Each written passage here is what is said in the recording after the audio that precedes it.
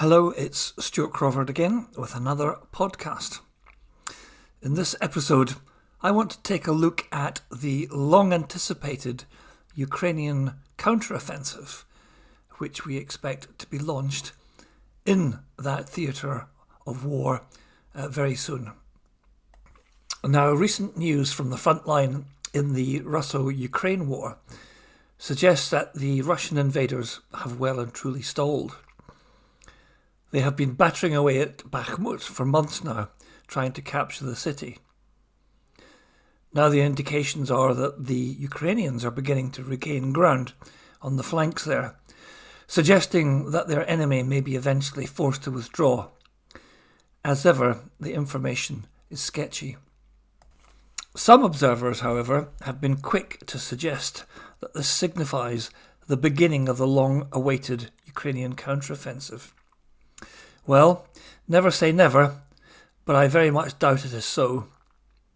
This is much more likely to be a series of successful local counterattacks and part of the ebb and flow of this particularly intense struggle. Most of Bakhmut still remains in Russian hands. What most experienced military commentators mean by a counter-offensive is a combined arms, operational or even strategic level operation of war involving multiple formations and many hundreds of vehicles and aircraft. It would be designed to severely curtail and disrupt the enemy's efforts and gain significant advantage over, if not defeat of, the opposition in a fairly major way. Historical examples abound. Perhaps one of the best known from the Second World War might be Germany's failed counteroffensive launched against the Allies in the Ardennes in December 1944, better known as the Battle of the Bulge. The operation lasted for 5 weeks and was the biggest and bloodiest battle fought by US troops in that conflict.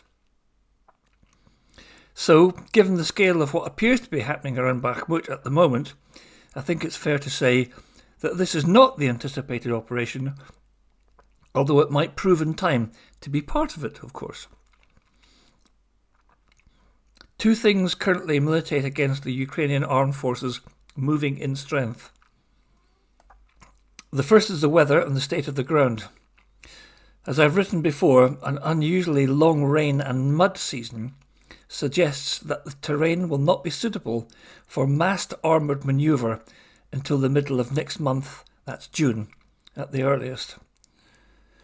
They will not want their offensive to get quite literally bogged down.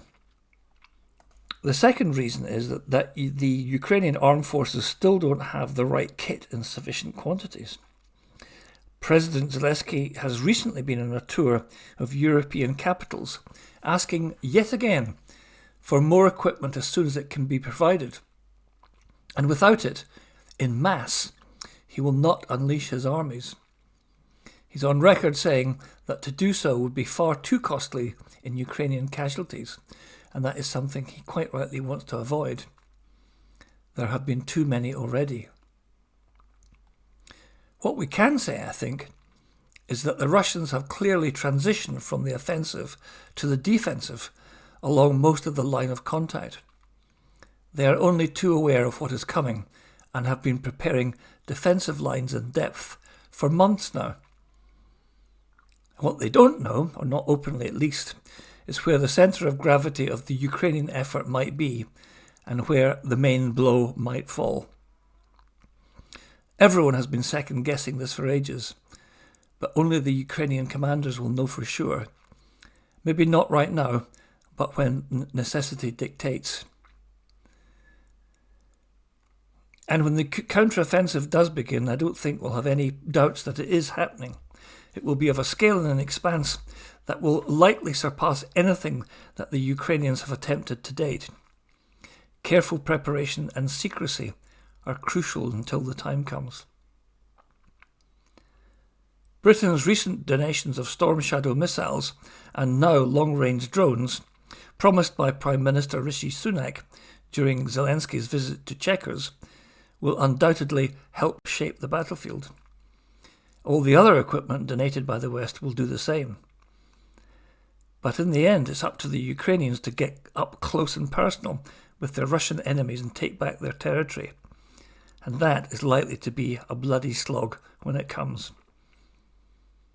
In the meantime, all we can do is watch and wait. But I don't think we'll be waiting too long.